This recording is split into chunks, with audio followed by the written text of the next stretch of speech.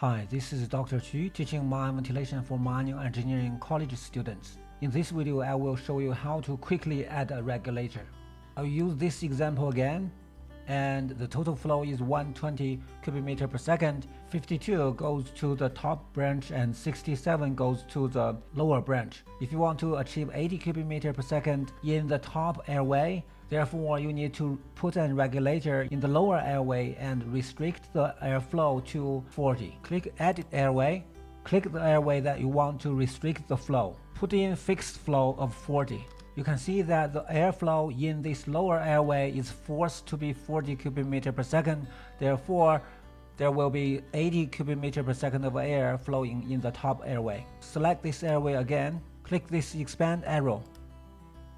Select this convert to orifice.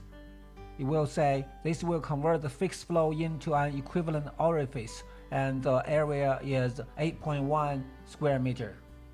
If you click yes, it will convert that fixed flow to an orifice. If you go back to this airway setting, look at here.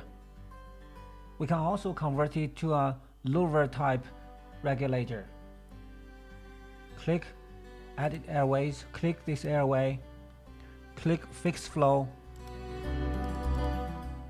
and put 40 here. Apply and simulate. Click this Convert to Regulator. You can select different type of regulator. Here, select the louvered regulator, and the openings is automatically calculated as 56.3%. Apply. If you go back to this airway setting, the software automatically selected a regulator, and the regulator type is louvered regulator with 56.3% of opening. Thank you very much for watching. This is Dr. Xu. If you like the video, please give it a thumb up, subscribe my channel, and share it to your friend who may benefit from this video as well. I will see you in the next video. Bye for now.